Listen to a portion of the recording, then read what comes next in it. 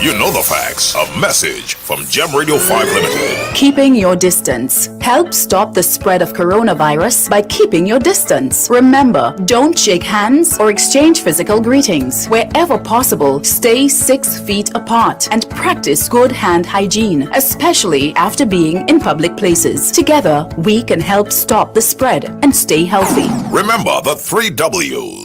Wash your hands. Wear a mask. Watch your distance. A message from Gem Radio 5 Limited. Hello world. Hello world. This is www.i955fm.com, Trinidad. This Sunday on episode 37 of Eye on Dependency, where every life is a biography. Running wild, running free, got me winded, far up there. Drug addiction is scary as hell. There are those who can walk away and others who can't.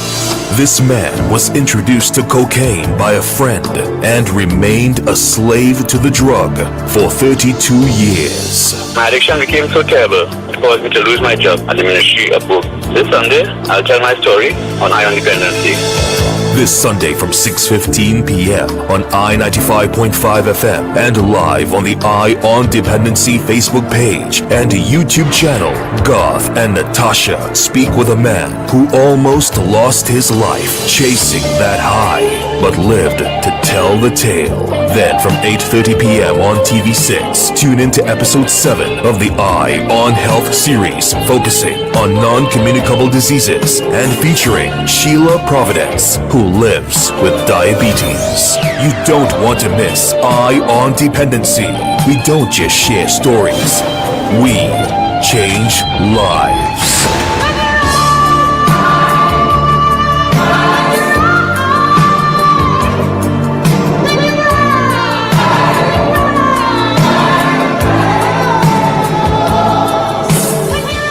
This is Eye on Dependency with Garth and Natasha. Sundays at 6:15 p.m. on the most influential name in radio, I-95.5 FM.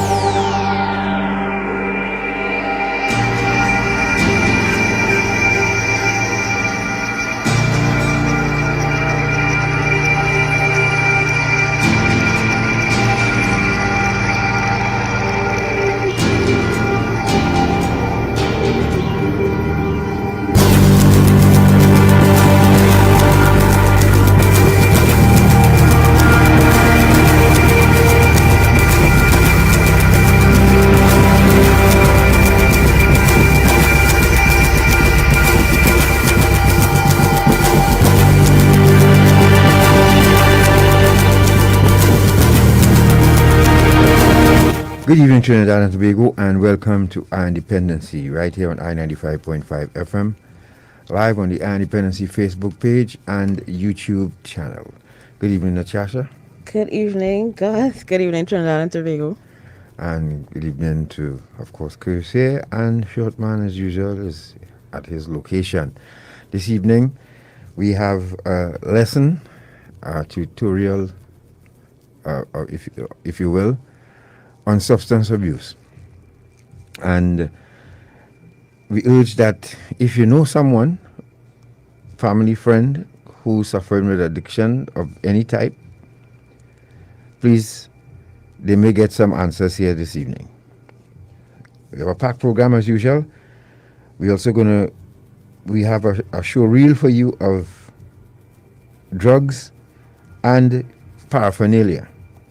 One of the drugs that doing a lot of harm is this drug called fentanyl, and it is understood now that drug pushers are mixing this deadly opioid with other drugs.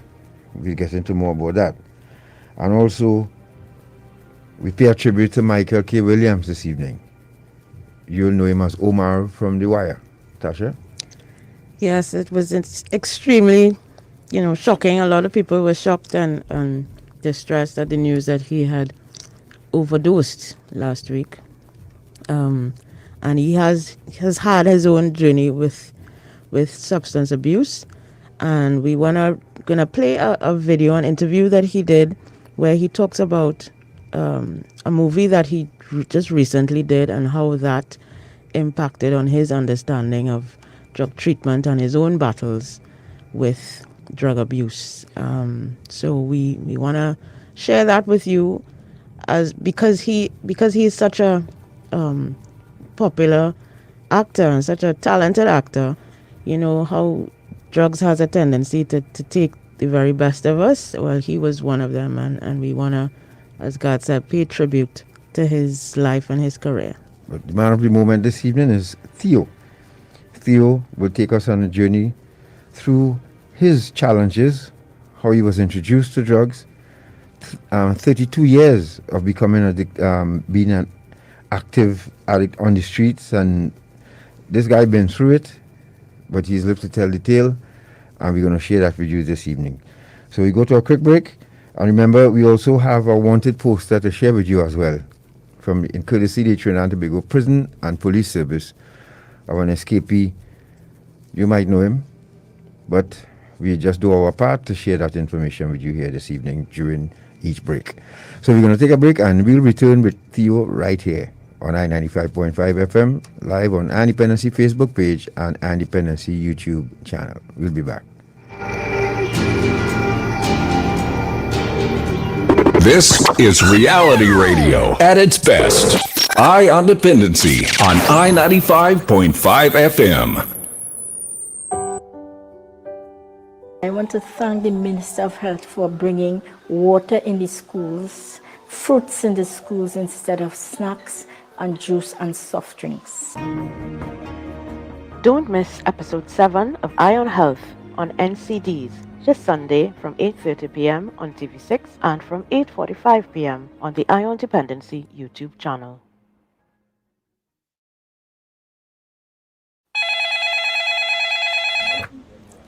Thank you for calling the counter-trafficking unit of Trinidad and Tobago. How may I help you? The Trinidad and Tobago's counter-trafficking unit, also called the CTU, was established through an Act of Parliament, the Trafficking in Persons Act, Chapter 1210, or the TIPS Act. We are a specialized, multidimensional, civilian-led agency under the Ministry of National Security, responsible for the daily operations of the counter-trafficking response of the government of Trinidad and Tobago. We implement government policies developed by the National Task Force Against Trafficking in Persons, effective identification of victims and witnesses, prevention of trafficking, protection and prosecution, all through effective partnerships. We also operate a toll-free anonymous hotline, 800-4288 for CTU, where the public can report possible cases of human trafficking. We screen and interview persons to identify possible victims of trafficking. We refer identified victims to appropriate agencies for support and care. Specially trained, positively vetted police officers working in the CTU gather evidence, investigate, and prosecute human trafficking cases. In keeping with our public education mandate, we also deliver training to our many stakeholders and partners. We collaborate with local, regional, and international organizations, NGOs, churches, and faith-based organizations to educate and warn the public on how to recognize human trafficking. We are the counter-trafficking unit of the Ministry of National Security, Trinidad and Tobago, safeguarding human life. I'm Mava, and you listen to Eye on Dependency with Garth and Natasha on I-95.5 FM, Trinidad and Tobago. Don't be a fool and be a mule.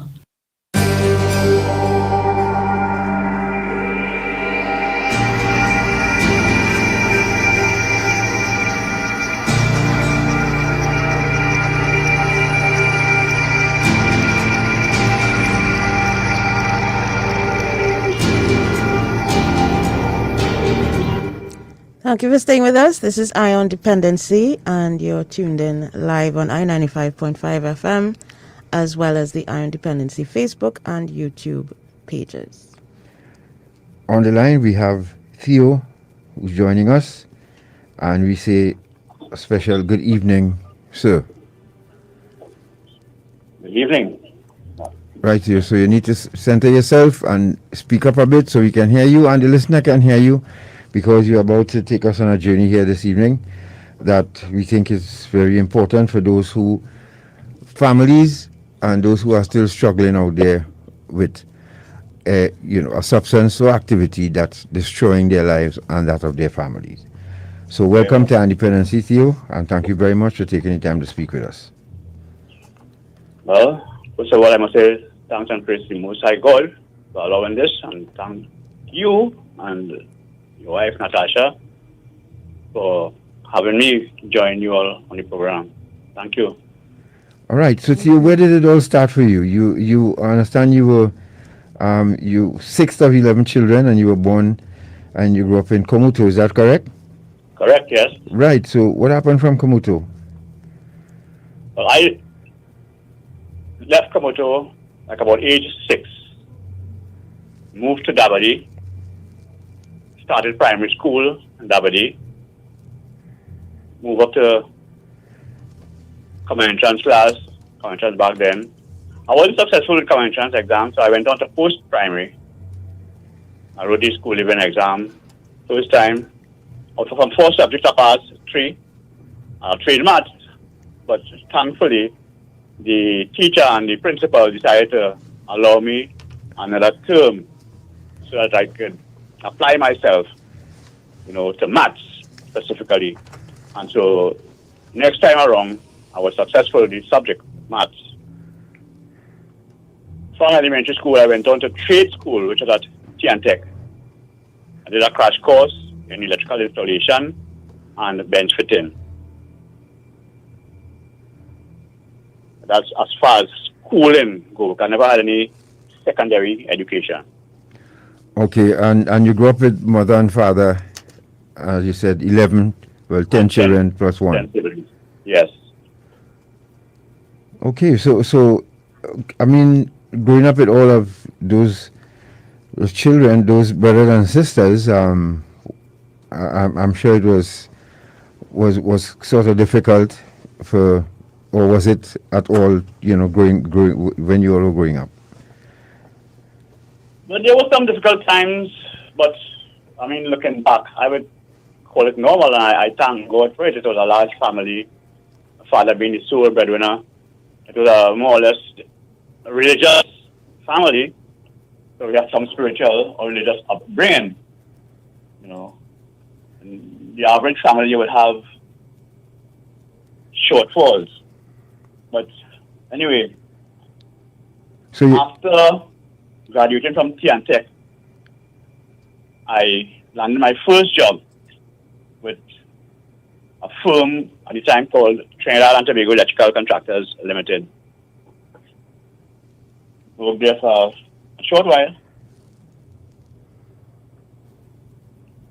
And then I got dismissed because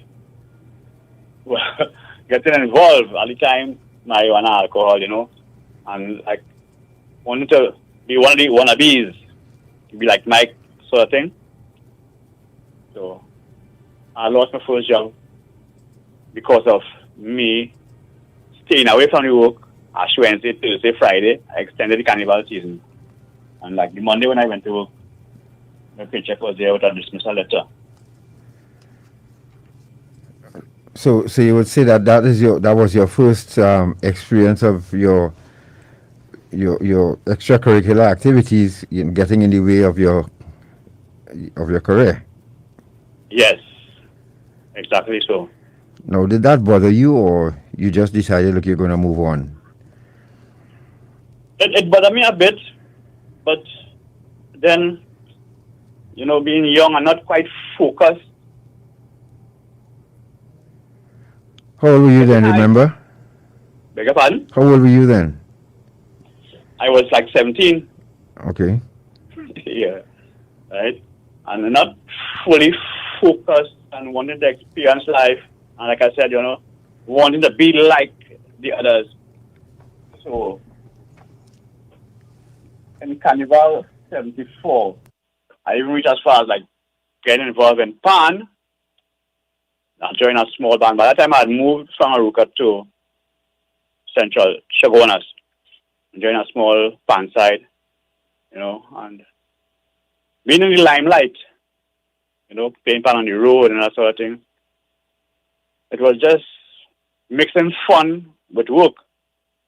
And apparently the fun get the better of me. So You landed you finally landed a serious job at the Ministry of Works. eventually, yes. Right. So and that started off pretty well for you. Yes. Tell us about that journey. Okay, so I started working in the Ministry of Works in 1976 as a casual worker. Then 2 years after, I moved on to regular worker, 78. But at that time, I moved from Aruka to Pittsburgh, San Juan. But by then, I was more involved with marijuana, alcohol, you know. And Lyman was the norm for me. So, You had any children? yes. When I started, yes, I had a child. I was 19 when I moved back from Chagonas to Aruka. So at age 21 is when I had my first child.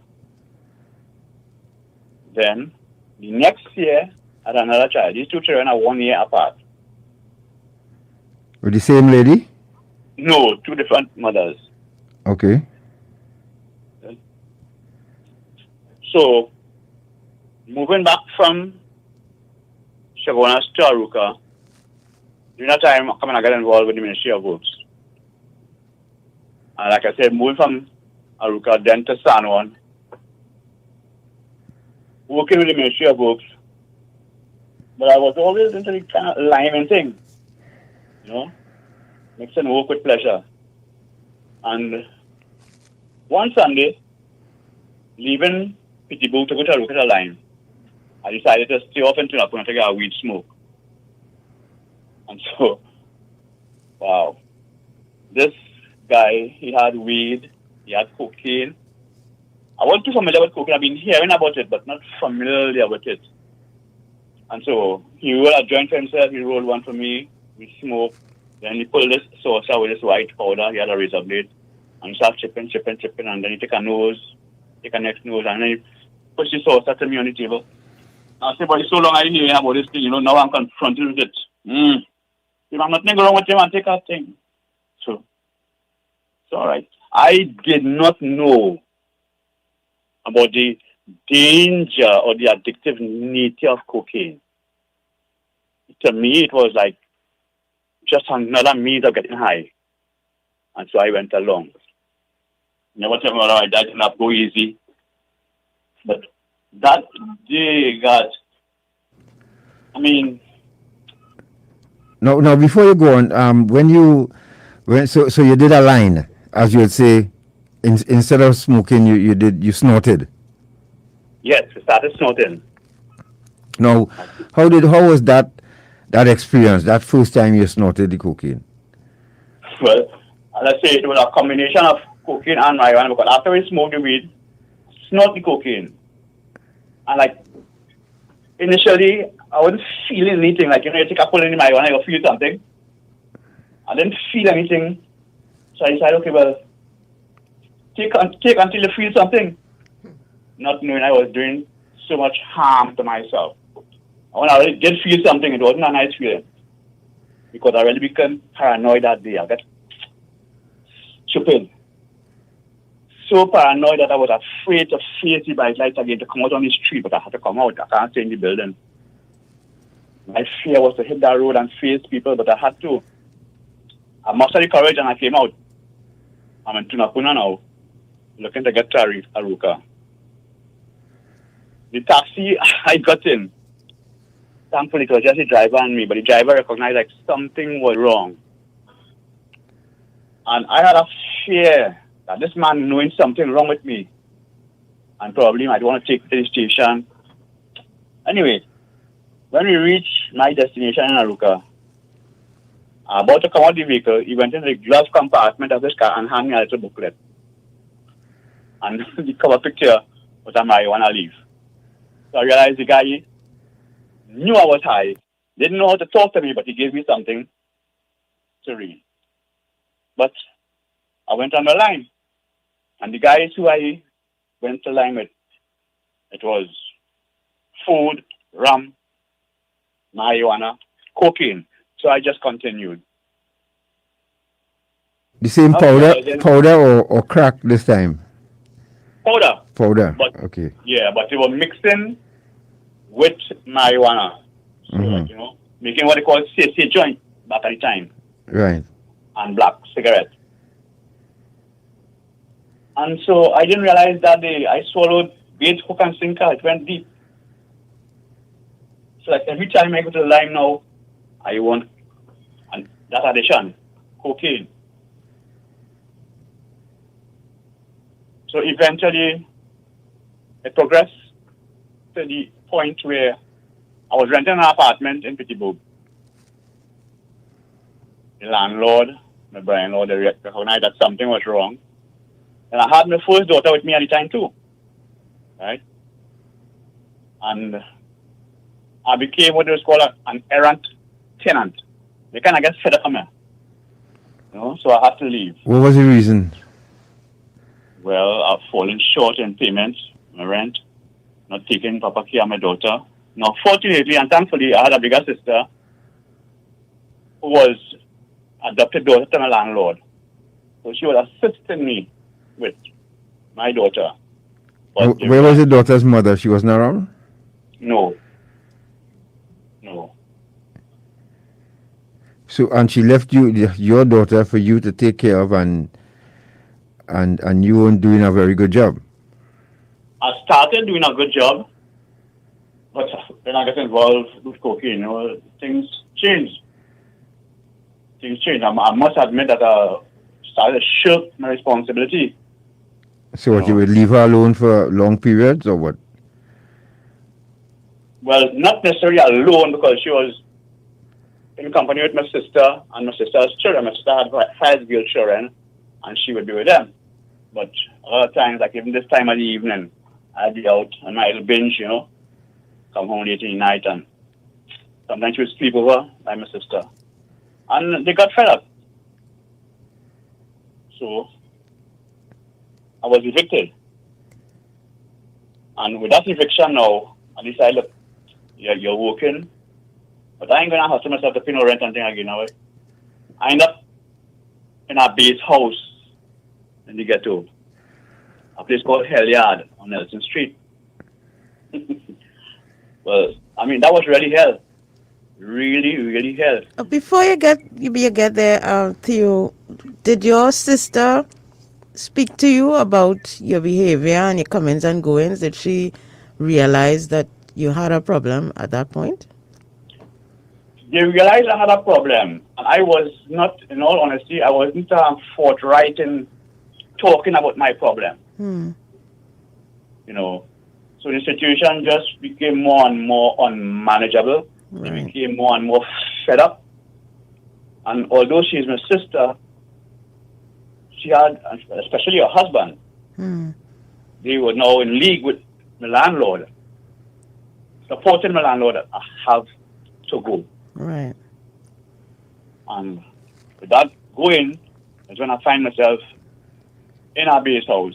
Now, when you say a base house, could you explain for the listener what you mean by that? A base house is a room where most of the activities is cocaine. Right. So no, people know it as a crack house. A crack house, right? Right. So back then they call a base house.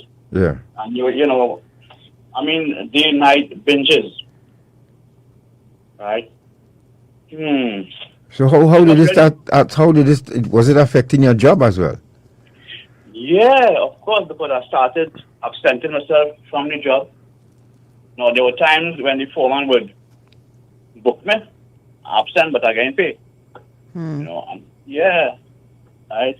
But eventually, it got to the knowing of the supervisor, the higher-ups, and they were like fed up, you know. If you're just joining us, ladies and gentlemen, you're listening to Our Dependency right here on I-95.5 FM, live on the Our Dependency Facebook page and YouTube channel. We are having a conversation with Theo, who is taking us through the journey, his journey with addiction to cocaine. And remember, later on, we have some paraphernalia and other drugs to show you, and later on a tribute to Michael K. Williams. That's Omar. So Theo, so you said you started. So let's say you started smoking after work. Then because you started off with just one shot, and then how often did it progress to you using? To the point where sometimes I go into work, I will have a straw. Back then they sell cocaine in straw powder form. Right. And straws. So I would have a straw. And every so often I take a little time out and sprinkle a cigarette or sprinkle a piece of weed, make me black. I smoke. Was it expensive to purchase powder cocaine at that point? It was expensive, but it was affordable. That's I mean, as compared to marijuana, alcohol, yes, it was expensive because it was $25 for a straw. Okay. Right? But And how long one straw would last? I would get like 3 hits from that straw. Right. Yeah. Now, I left off snorting because I get a light piping, freebasing. That's when crack cocaine came on the scene. Crack came after straw, when straw got out of the way, crack coming on the scene because they started now to mix or use additives with the powder to stretch the cocaine. You know, that is where the crack actually came in. So the quality of the stuff deteriorated, but interestingly, the addictive nature remained. So you'd find yourself really wanting more and more and more. And to me, it was like chasing the wind. If you could think about chasing the wind and you can't catch the wind. Yeah. Now, how did the your job, your place of employment now, how did it start to affect there? Okay, so by absenting myself, let me try and put it in a nutshell, but although I want to explain it that people really understand. Supervisors get to know this man is on drugs and he's absenting himself, and it's like, it had to stop. How it gonna stop? How it stopped actually is that on one occasion, I absent myself for some days. I was in the base house at the time, and thank God, as I said in the beginning of the program, coming from a religious background, there was this minister who got information of where I was in the ghetto. One Friday he came, he found me in the ghetto and let me know, look, they're going on a fast, a 3-day fast. And as a means of helping me out of this crisis, he invited me to join the fast. I went. No, let's go back a bit to you. You spoke about this crack house that did you actually move into the crack house, or you spent most of your time there because you weren't living in an apartment? I moved into the crack house. I was living in the crack house because I lost my apartment. And you didn't try to get another one, you just decided to move in. So were you paying a rent in the crack house? Yeah. Paying a rent? No. All you had to do was buy cocaine. Like cocaine, the man wants something to eat, he gets something to eat, and you want girls, having access to that, But within that crack house, I had a friend, a lady friend. She was a member of the church actually. And while she was having an alcohol problem, I have my cocaine problem. And she introduced me to Alcoholics Anonymous. I started going to meetings with her. Then I got to know about a fellow called Tambi. Tambi was running the program from a place called Seaman House. Right. I started attending NA meetings. And it was really encouraging to the point where I realized, this is not what you want for yourself. You got to do something for yourself. So one morning I woke up and I decided, look, try rehab. I live in Pittsburgh. I wake up at a few dollars in the morning. It was just enough to reach to Port of Spain. I traveled to Port of Spain to show you how determined I was to help.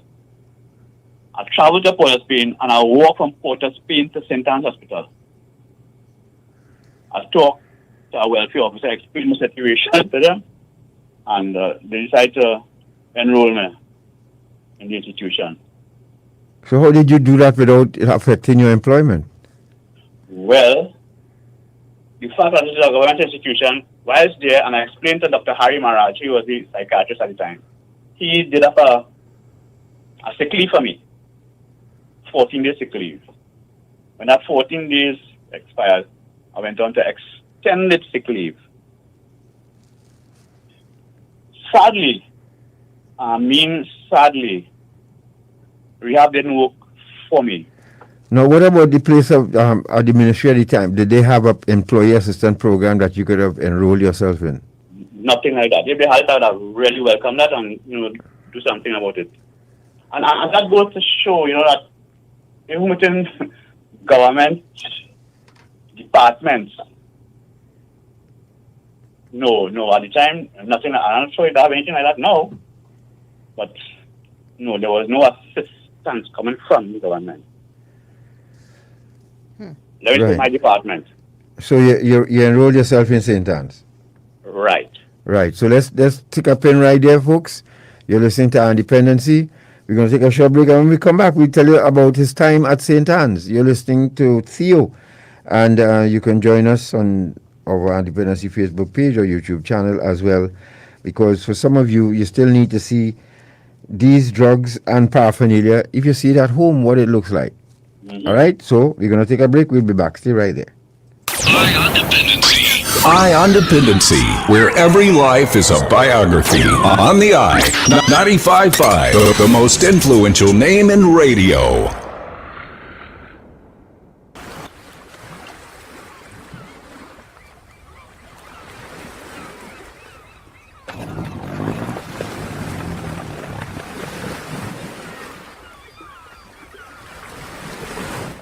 Cappy, talk to you now, boy. Got a small work for you to do. You make a quick 10 G's. What you go do for me?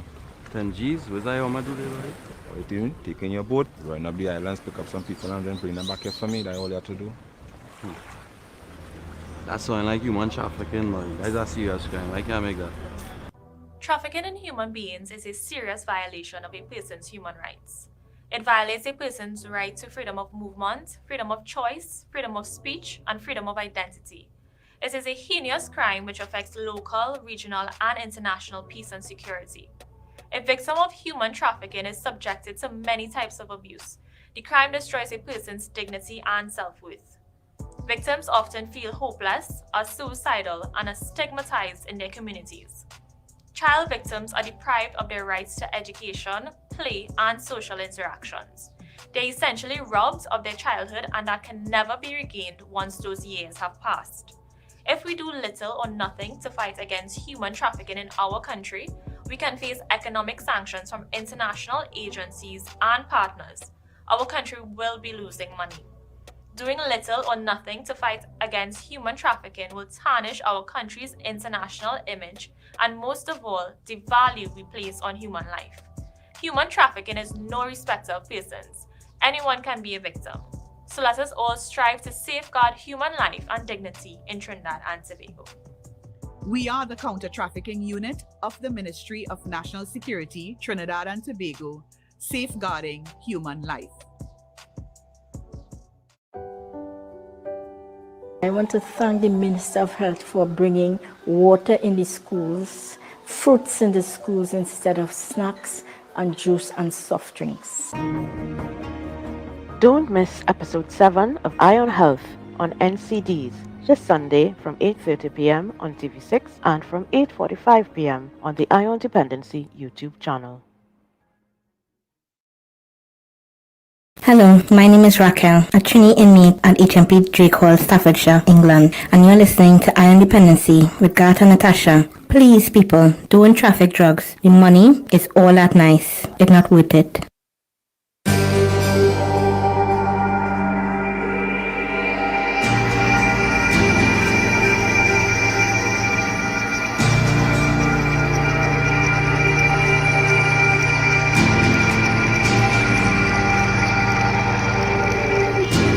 Thank you for staying with us. This is Iron Dependency, and thank you for joining us on I-95.5 FM, on our Facebook page, and our YouTube channel for our live conversation with Theo, who is still on the line with us. Theo, are you there? Yes, I'm here. All right. So when we left off, you had checked yourself into St. Anne's. Right. Take us from there. What was it like over St. Anne's? St. Anne was a trip. St. Anne was a trip. No. And for those who don't know, St. Anne's is a mental health institution. Right.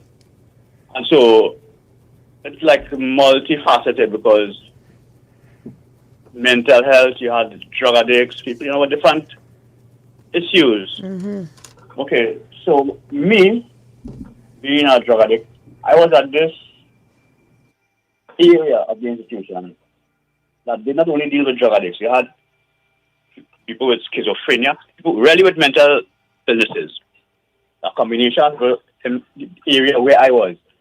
They call that area the villa. It was a nice place, the villa.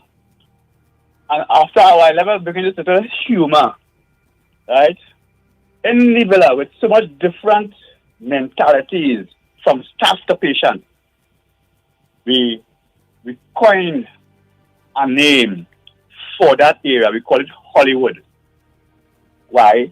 Because there are so much actors from staff right down to patients. Actors. So we call them Hollywood.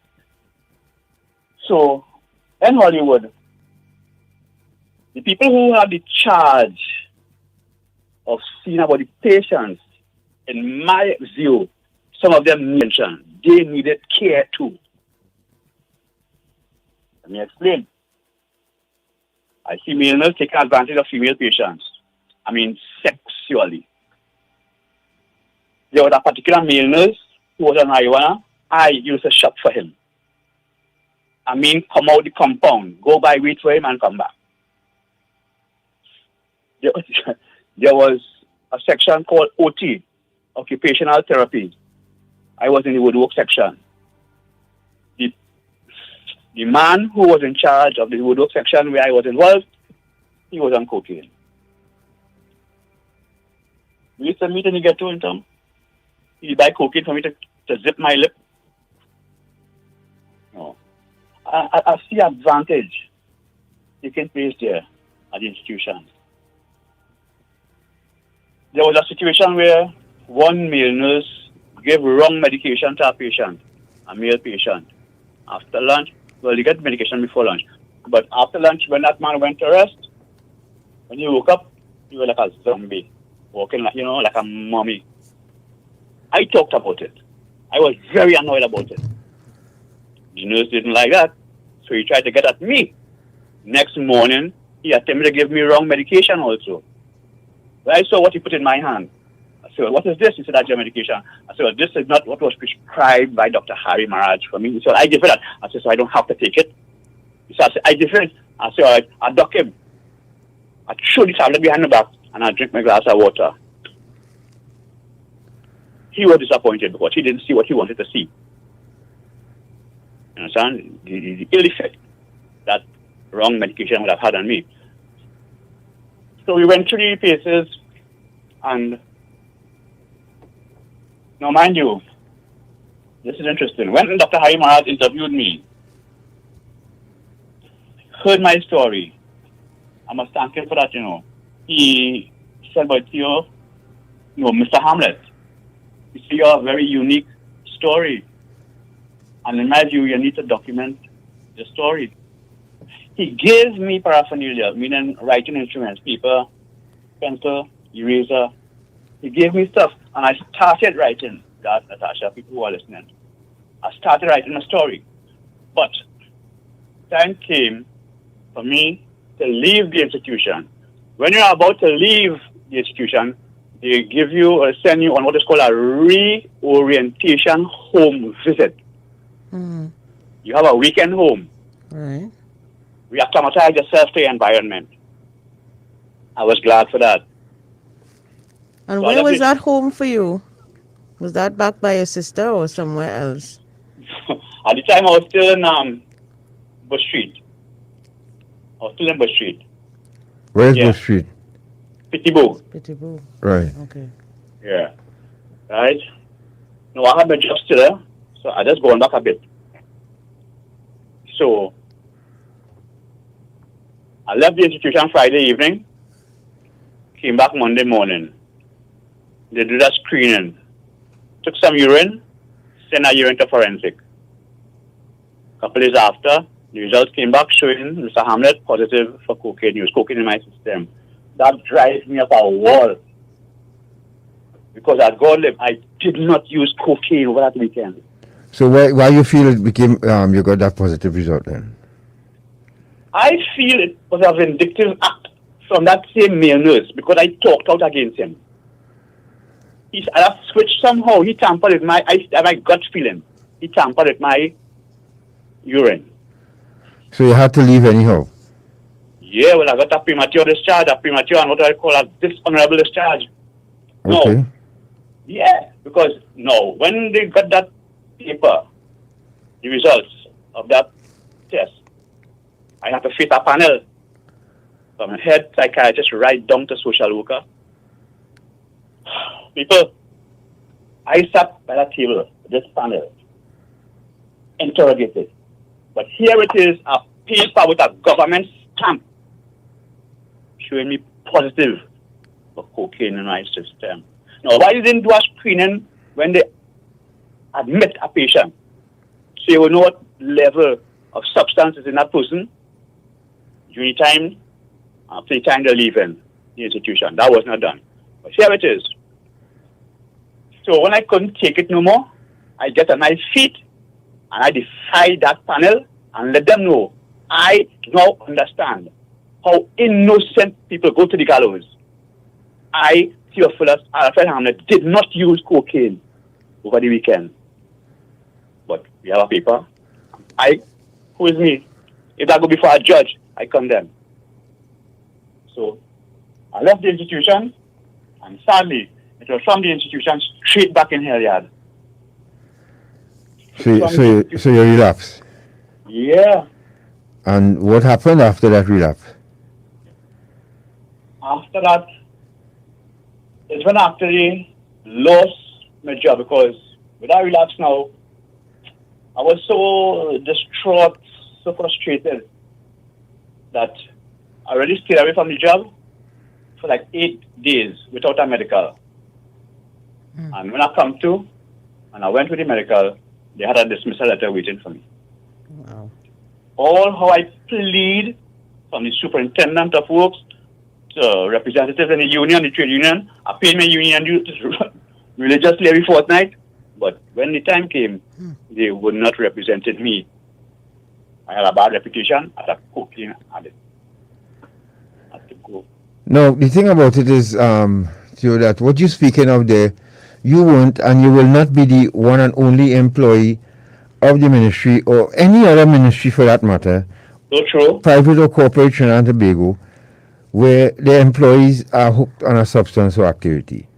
There are lots of THEO'S and in all of these places. You're right, God. So, and there are certain signs and symptoms that, like what you was explaining here, that employers can look out for. Right, so Theo, you could just touch on that. What an employer should look out for an employee who is hooked on cocaine, gambling, alcohol, these different things. One is regular absenteeism. You might miss a day, half day, maybe 2 days. Depends on how addictive you are how addicted you are to whatever substance, gambling, whatever. Right? During the course of the day, you might want to leave the job to go and play a map, to go and bust a shot. You know, something. You're taking time out, frequent time out from the job. There are times when you have the urge and you don't get the time to go and do what you do, you'll be irritated. You're not functioning, to optimal. So supervisors, managers ought to look for these signs. And when you see these signs, you're supposed to have conversation with your employee. Supposed to. Now, how does it affect your children? Because you had 2 children. Were you still in contact with them or what? No. No, lost contact completely. And that was real ironic. My children suffered at my hands because we're not seeing each other, no communication. Well, within the time, my first daughter, we had a little contact. And eventually she migrated. She went to New York. Then the other child now, she was like about 15 years old when I went to visit her after a couple of years. I went to visit her. And based on the information she had from her mother, that child was so prejudiced that when I approached her that day, that child literally ran from me. I mean, like a mad person on the street, run. And I was like, oh my God, look what you do, look what you know? No, you were literally now on the streets because you're out of employment. And how were you functioning? Well, on the streets, not in terms of a street dweller, per se, not to the level. I hit a certain degree of rock bottom, but I had a kind of pride about me that I didn't want to be classed among street dwellers. So, good question, guy, good point. I made myself a tenant at will. The first place that happened was when I leave the base house, because me and the owner of the base house, we had a fallout. I'm not wanting to be on the streets, per se. I made myself a tenant at will in a national housing building on Duncan Street. Up in the wash house was my place. So when the tenants locked the gate on the night, and I show like everybody inside, I would climb over the cantilever, go up in the wash house, bust my last shot, take what I call my nightcap, and back down early in the morning. And eventually the tenants got to find out. So this couple, they set me up one night, but they moved bad. When they were sure I was in the wash house, they went Besson Street and bring police. But they threw some old engine oil along the staircase, which was bad. So when the police came, they showed me how you could do a thing like that. I said, police, why should I do a thing like that when I am here illegally?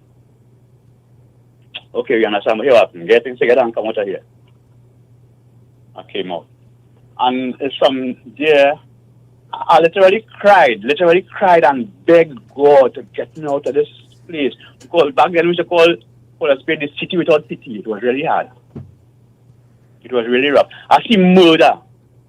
I was involved in skirmishes. I see murder. And I wanted to get out of town. I prayed, I cried, I begged God. And while you were on the street using, did you see a number of other youngsters and people frequenting these drug blocks? Of course. Back then, the big block was Pepe Joe on Elton Street there. Mm-hmm. And constant trafficking. When I say trafficking, man, woman, day and night. They say that back then in Sao, because of Naya and Teddy Mice and them, they used to call the city that don't sleep. Yes. Eventually, that area was also the city that don't sleep. What about hygiene and personal hygiene now? That was on the back burner for me.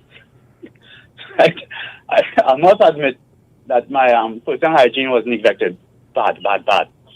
So sometimes people would insult me, boy, you're smelling green. Oh God, go from here. Come on now. You know, I face that. I bought a vehicle. When you drive a pickup, you put out a vehicle. I walk many distances because I couldn't take, certain insults. Toothpaste and toothbrushing. Right, to the extent where my teeth started decaying.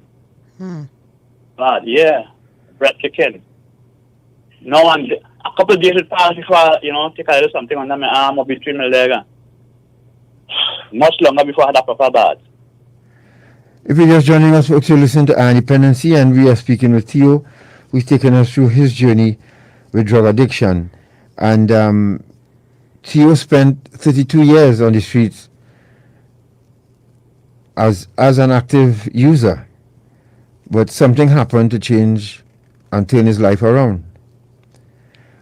We're going to hear about that. Yes. After we take this break. And Shopman, you can put up that wanted poster so that people can now see it. Welcome to you folks on Facebook, especially to Beverly out there in Brooklyn, Luis Gonzalez in Venezuela, and everyone else, Beverly and Annette and the usual crew. And thank you all so much for joining us. Remember, we have those drugs and paraphernalia to show you too as well. So stay right there, we'll be back. You're listening to Eye on Dependency with Garth and Natasha. Reality radio at its best. I want to thank the Minister of Health for bringing water in the schools, fruits in the schools instead of snacks and juice and soft drinks. Don't miss episode 7 of Eye on Health on NCDs.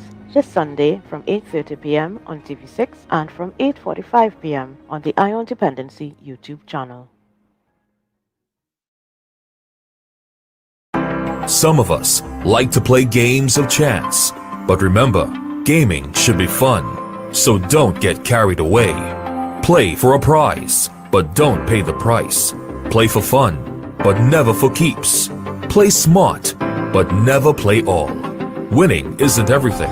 If you or someone you know needs help, call our gambling addiction hotlines. Rebirth House 24-hour hotline 466-3146 or Serenity Place Empowerment Center for Women 794-7980. An initiative of NLCB and Eye on Dependency.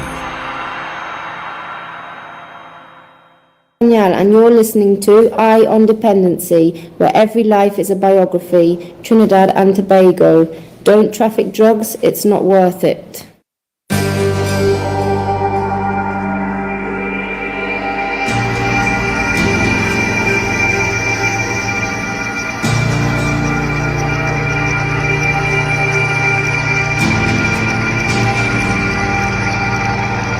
Thank you for staying with us, folks. And Shortman, could you just put up that wanted poster before we get back to Theo, please, so that people can see the person who escaped from Golden Grove yesterday. This is what he looks like. So if you can assist the police and prison service in locating Nigel Mongrue, that would help.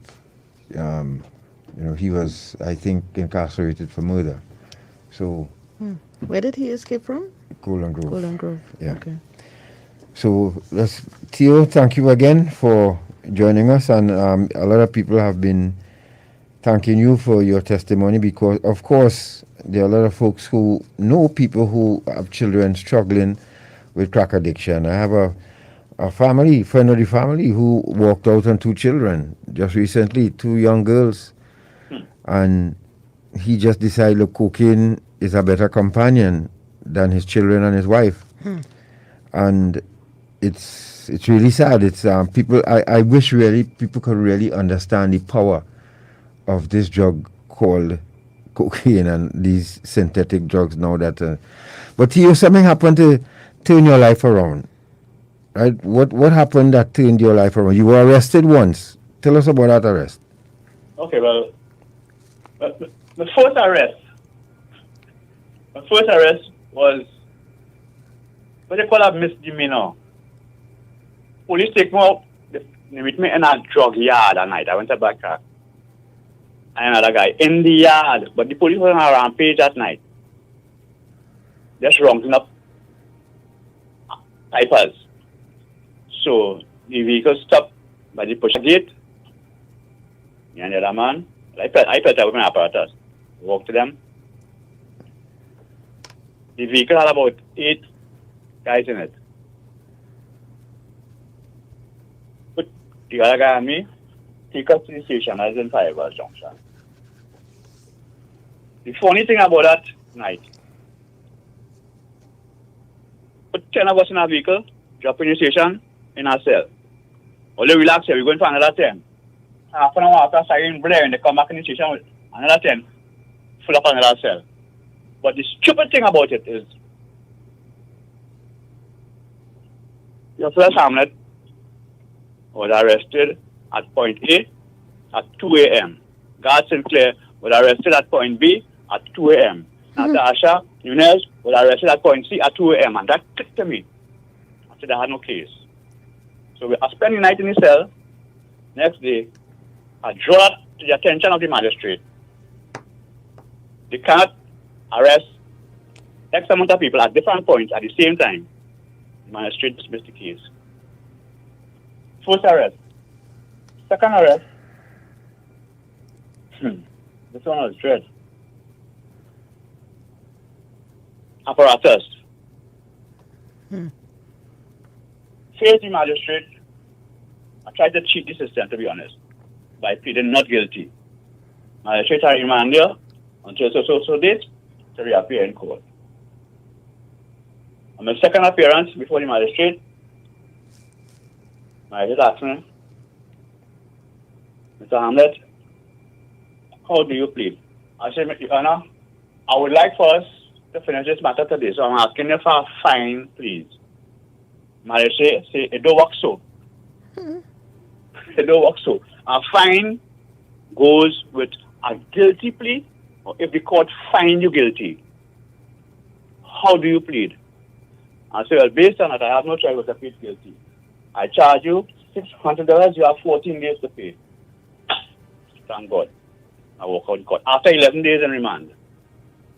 I was never convicted. No, well, yeah, but you were fined, right? Yes. Well, by law, if you apply for police certificate of good character, that would show up. As a conviction. That's right. You paid a fine. You just didn't do time. But as far as I know, it still applies to your record. Yep. I agree. Understand. Right, but and you were arrested for what? An apparatus. Yes. That was a crack pipe.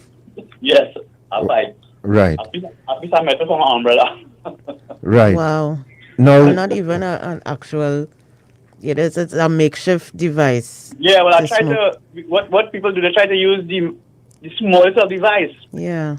I like the brandy bottle, the Zush, but that was so big to move around with. You know, you could stick the piece of metal in your waist, behind your ear, in your pocket, and you move comfortable. So, Theo, what really made you decide that enough was enough, and you want to change your life? Okay, so during the time I was shuttle as a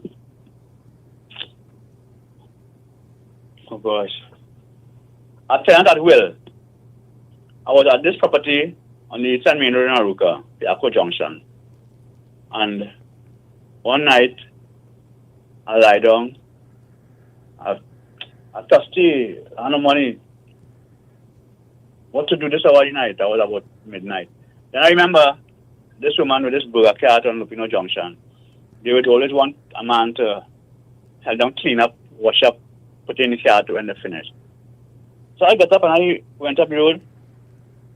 Whilst there, this white man and this black man, they were there eating either burger, hot dog, whatever. But the black man approached me with this American accent and asked me if I know anybody who might be interested in cutting bush. I say, well, like, for what? He said, well, like, for agriculture. I say, yeah. I say, who? I say, well, me. He said, okay, well, this is serious stuff. So meet us here in the morning, 6 o'clock. I say, all right. I asked him for $10 still. He gave me 20. You see what you have, man. Don't let me cause the effing look for you, you hear? I'll give you 20. I say you will have to look for me. So I got 20 from him, 10 from the woman, $50. So I had enough cooking to last me the rest of the night. And sadly, the morning I was late. I reached up on the junction 20 past 6. Just now hold up right there. So the lady give you $10 for cleaning the burger cart and all of that. Yes. And this is what a lot of normal, so-called normal citizens do to drug addicts. Yes. They give them the yard to cut, and they cut a acre land for $40. Correct. And you don't like drug addicts, but when they want you, when people want to use you as an addict, they will give you,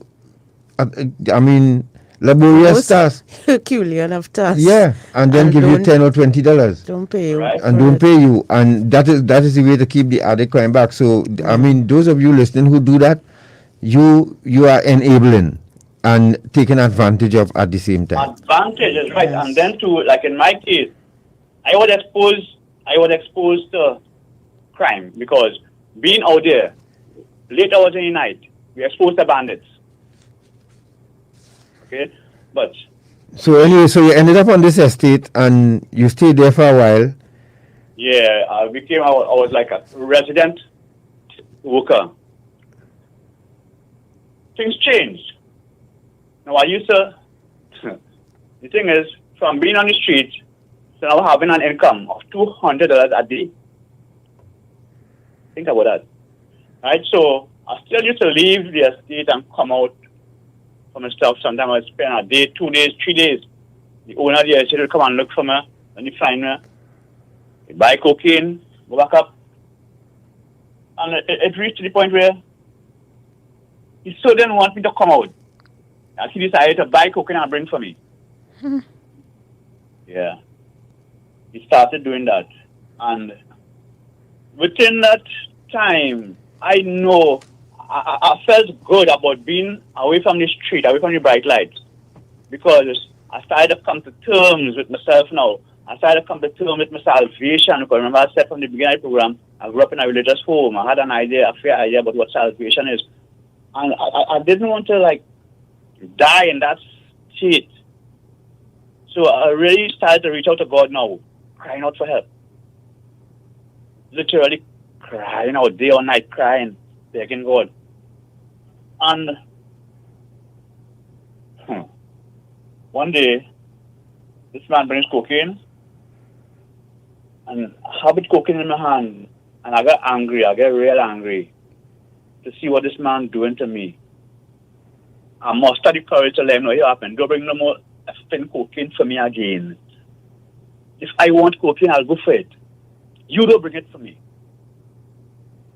I want to stop this, And I felt that inner strength when I said that. And I started crying out to God more and more. But mind you, I still will go out to my cocaine. But something dread happened. Something dread happened, and that shook me up. And I believe that was my most serious wake-up call. On Mother's Day 2012, I remember the actual date, but it was Mother's Day 2012. I left the estate and I went out of Ruka, cocaine. A guy wanted some go over to make God cheese or something. So I went by the gate to this guy who wanted this stuff. And as I reached the man gate, this police vehicle, unmarked vehicle, pull up on me. What are you doing here? And so I come to Ricardo.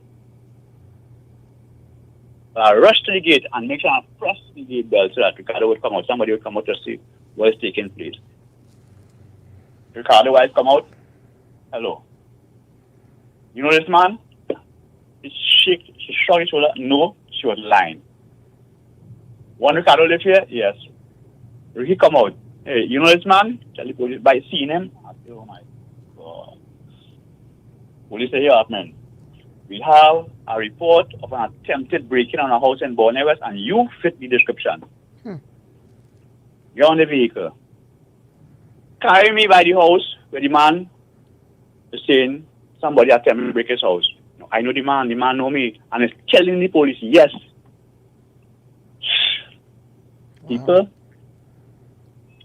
they put me on the vehicle. This was an open tray, a metal tray vehicle. Take off your sneakers, Royland's son. 4 officers, 3 men and a woman. 1 man on the tray with me, 3 others in the cabin. When I think these people carried me in the station to interrogate me or probably press a charge, I see they head up in an area called Windy Hill. I feel maybe they're going to pick up somebody else. Meanwhile, the man on the tray with me, trying to convince me to admit that I am the person. I get vexed to accuss him.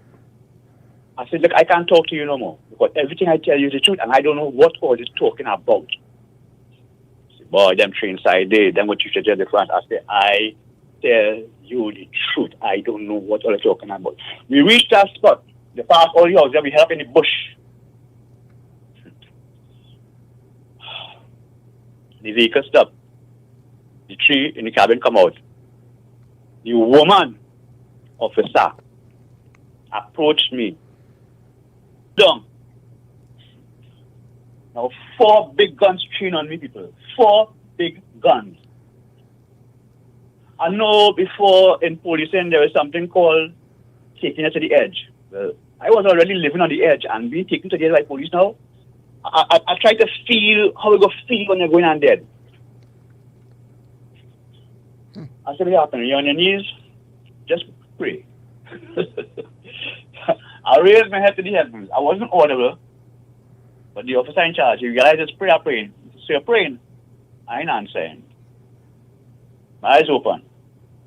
After a few seconds, I see he drop his hand and he tell the others, do all you see fit. After a while, they drop their hands too. And he point in my face. He say, today is your day. Today is your day. What happened? Do we see her now around Borneo again? I say, officer, with all due respect, I am a freelance handyman. And if when I leave here, I get work in Borneo, there's where I'd be. Anyhow, they leave me on my knees in the bush. They left me on my knees in the bush and they go on about the business. I still thank God I was able to get out. If you're just joining us, folks, you're listening to Our Dependency, and of course, where every life is a biography, and we're speaking with Theo, who's telling us about his journey with crack cocaine. And it's obvious you've been through some stuff, but to bring this now so people could understand that now there are people in this country, otherwise too, that who feel that there are people, once they use cocaine, you will never be able to stop. You'll never be able to recover. No matter, we have examples of people who did, but there are people who feel that it cannot happen. You met someone who finally laid hands on you and you were able to say, I'm done with this. Could you tell us about that? Good. So after that experience with the police, I started crying out more to God. Because I telling God, this is not what I want for me. This is not what I want for me, and I'm sure this is not what you want for me. And you're seeing, I can't help me. I am helpless. Please help me. I beg. And like the psalmist David said, this poor man cried, and the Lord gave heed. So this Saturday morning, I called our brother inquiring about a certain book. And the conversation shifted from the book. So he invited me to church that same day. Saying to myself, I ain't prepared for this. I ain't ready for this. The conversation ended. After a while, I hear in my head and my spirit, today, if you would hear my voice, harden not your heart. I said, okay, Lord. I call back the brother. I tell him, I say, I'm coming. Don't tell nobody, but I'm coming. And I was glad that the owner of the estate wasn't there. I had to account to him. I bathed, I changed my clothes, and God, I had a few dollars in my pocket. I had to walk 1.5 miles from the estate out in the village. Get transport. The service was in St. James. So from looking out to St. James, I was determined. I went. And I felt really encouraged. I continued going to church. And then the church had this convention service. I was in 2013. My experience with the police was 2012, right? Mother's Day. Now, this thing is taking place in 2013. So the convention was in July. On the 28th of July, I decided I'm going to this service, boy. The theme for the service was restoration. So I want to be a part of that. Restoration. Again, I left the bush to go to the service. The service would have been in Komoto. Talking about powerlessness. When I reached by the bus route in Aruka, instead of jumping on a maxi and head Tarima, then go to Komoto, I find myself walking down the bus route, gone by the pusher, by cocaine, piping. While it's piping, I hear a voice again. What are you doing here? Here is not where you're left to go. Here is not where you're supposed to be. Go from here. Well, I get scared, huh? I really get scared. Because I know there's no man talking to me. The person whose pipe I was using, I just calmly hand them it. So I go on. So after I go on. And I jump in a maxi at Tarima and then to Komoto. At this service, or in this service, the minister made an altar call. And I know I want help. I responded to that altar call. And you know, strangely, whilst I'm in a full house, and the minister waiting for others to respond to the call, nobody else. Nobody else. And I was like, wow, you are alone, boy? So, the minister went about his business. He poured oil on my head. Started to pray. He bring his hand down my body. And when he reached on my foot, I released. I started to jump. I praise God. So God is gone, it's gone, it's gone. Thank you, Lord. It's gone. That was the 28th of July, 2013. God. So, that deliverance, you know, that's what I really wanted. So after that, since after that experience, you never touch cocaine again? No. But I think I should mention this to show how the kind of grip this cocaine had on me. After I felt the release, the deacon saw in a vision a pair of hands like tongues, you know, like this ice grip with whole ice, a pair of hands like claws being removed from my head to show the grip cocaine had on me. So it was really a deliverance, praise God. And you know, as much as the estate, I used to describe it as a peaceful and healthy environment. I want to get away from there because of this the owner now. Because he was trying to oppress me. And I wanted to be free from that oppression. So I got the deliverance from cocaine, marijuana, and tobacco, and the Lord provided me with somewhere to live. Now, Theo, what before we show this lineup of drugs we have here for viewing audience, and if you want to see this, you can join us now because we want to educate you as well, and Theo could go through the journey with us here. Theo, what advice would you give to family about having a family member on cocaine or on addicted to this substance? What would you say to them? Should they give up? Should they keep trying, keep praying? You shouldn't give up. Because first and foremost, God don't give up on us. Now, you would have a child, male or female, who get caught up, willingly or unwittingly, caught up with substance, or even gambling, become addicted. You know your child have a problem, or your family member have a problem. They are helpless, and to some extent, you are helpless because you are ignorant. Ignorant in that, not being educated about this addiction and how you could or should relate to your family member. That is problem number one. Not understanding not being educated, and be able to communicate with. So rather than beating up on the person, you try as much as possible to talk with them, understand the problem. And I'm glad you mentioned pray.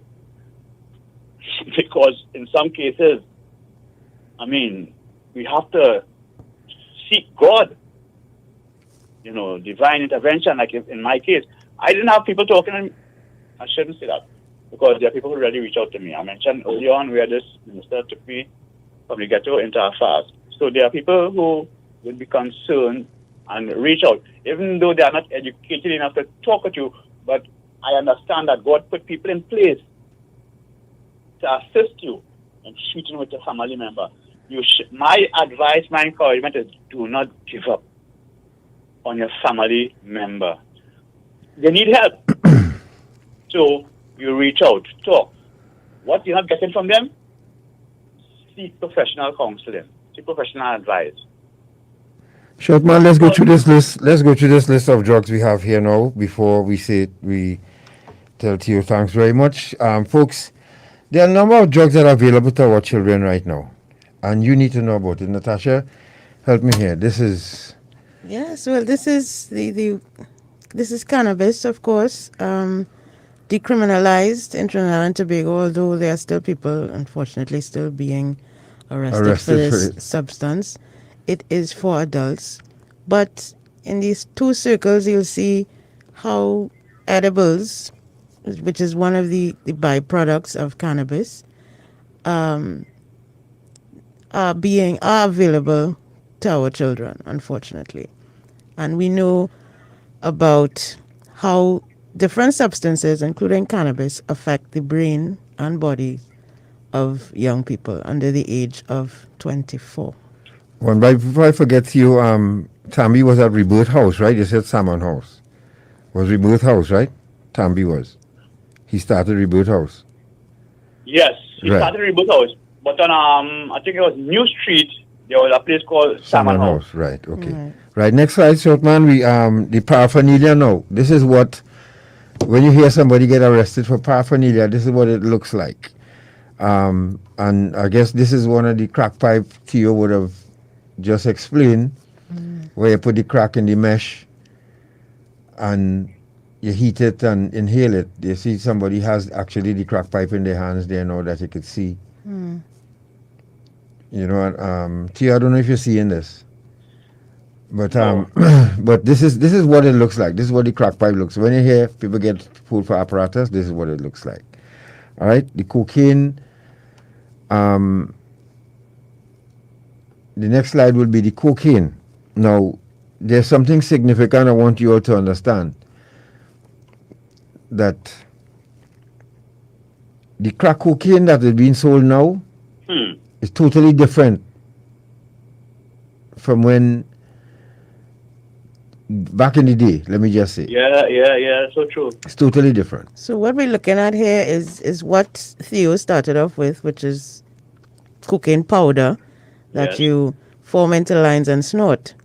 Right. It can also be injected, but this is, and often this is how it is transported as well, as you see in that image where you have bricks of cocaine being transported to different parts of the world.